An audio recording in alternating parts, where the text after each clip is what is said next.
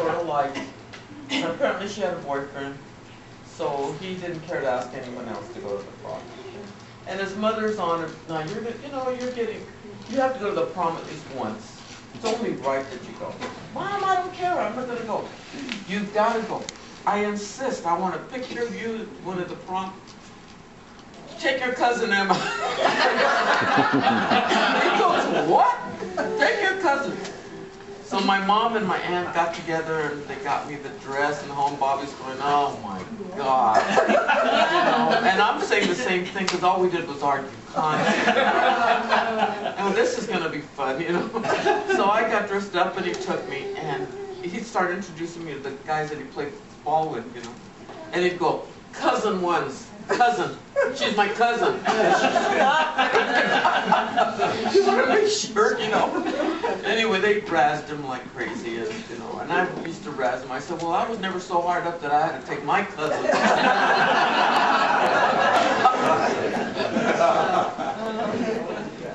I want somebody to tell me. Yeah, Monty, which was all Hispanics. And Asians. No, No, they it was segregated. Anyway, Bobby and I would many times go to school in a taxi, or that had the little red cars.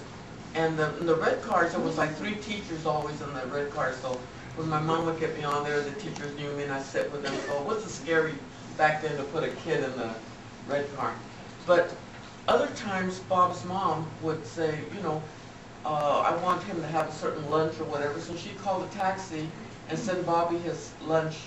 She had a restaurant, for those of you who didn't know. She owned a restaurant, And then there was a restaurant across the street from the school, and so they were friends of my dad and my aunt, so whenever we didn't want to eat at school, we just had to go across the street, and my dad would come and pay the bill at the end of the week, and we could order anything we wanted.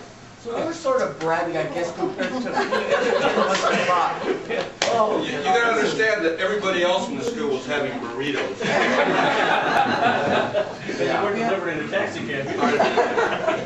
With a hot plate. The youngest of, my brother and my sister, and my other sister's in Europe. She's not here right now. So anyway, I'm the youngest of the 4, and I really didn't know Bobby when I was little.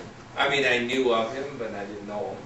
And probably, about 5 years ago, or maybe 6 years ago, I think Emma had him at the house.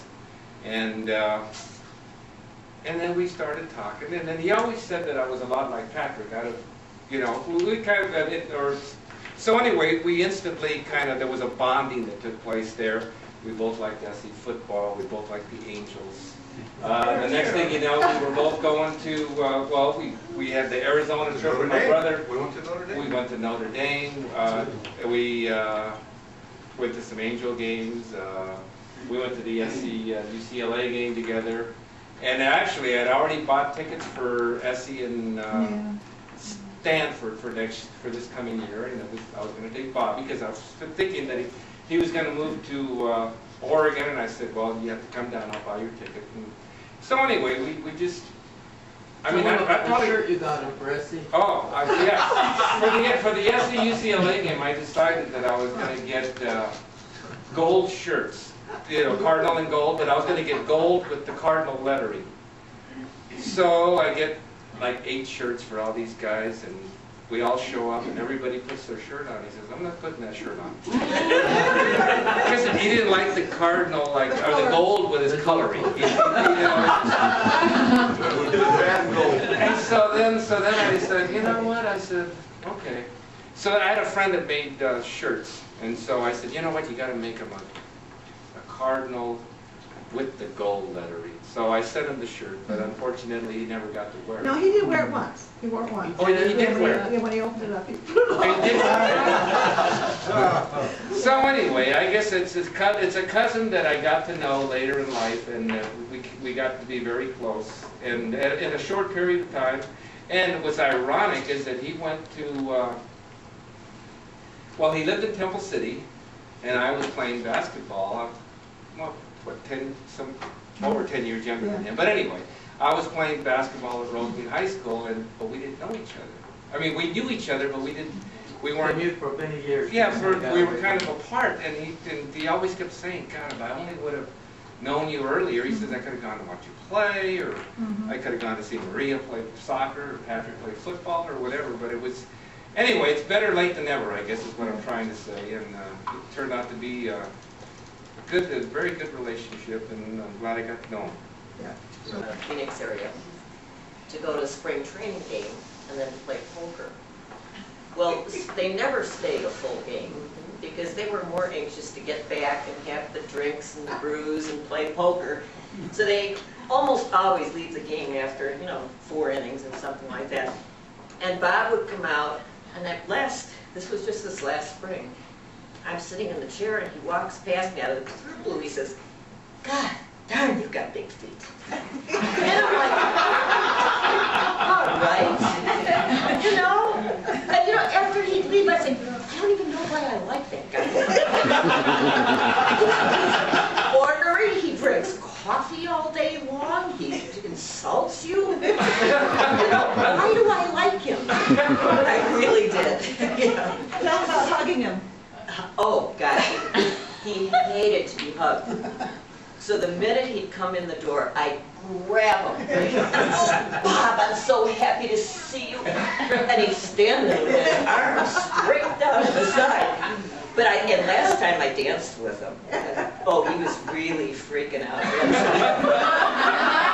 But I think he actually liked being hugged. Yeah. He did, yes. And I am the neighbor, and Bob and I had our ongoing war all the time over whose lawn was greener, harassing each other endlessly when one of us would screw up and over-fertilize and have the brown spots going. And I have to tell you guys, because this is going to upset Maria, and it's going to upset Patrick, and it's going to upset Marilee, but I'm telling it anyway, because they don't know about this. When Bob sort of kind of retired, if you want to call it that, and Marilee was still driving all the time to go to the paper and stuff, Bob got kind of lost, and he called Marilee umpteen times a day at work because he was lonely without her, because she told me he was driving her crazy one day. So then Bob took to coming over to my house all the time, sitting there and visiting for several hours some days. I was like, oh my God, go home, Bob, already. Anyway, Bob would tell me stories about when the kids were little in his coaching days, and tell me this and tell me that, and tell me what was currently going on, and bragging about the new granddaughter who one day he had to drag over to my house and told me, oh, well, she's a pain in the butt and everything, but she's okay. She had him wrapped around his finger. So one day he was going on and on and on about Patrick and Maria and what was going on in their lives and stuff, and I made some comment about how he felt about him, and he says, oh, they're, as usual, pain in the butt and everything. Then I said, you're so full of it, Bob. And he goes, well, they're pretty good kids. Like this. You can just see, loved them to death, and so proud of them. And then, Marilee, don't lose it, because Marilee doesn't know this, but one day I asked, my favorite question I ask people who've been married a long time, I asked Bob, if he knew then what he knows now, would he have gotten married? And he says, what do you mean? Do you mean get married, or do you mean marry Marilee? And I said, well, I go, either way. And he gets this look on his face like he's about to tell me, hell no, I never would have gotten married. And he gets kind of quiet for a minute, and he actually got serious, and he went, well, I'd marry Marilee again, but, I would have got married otherwise. He figured you'd tell me about it. No, hell no.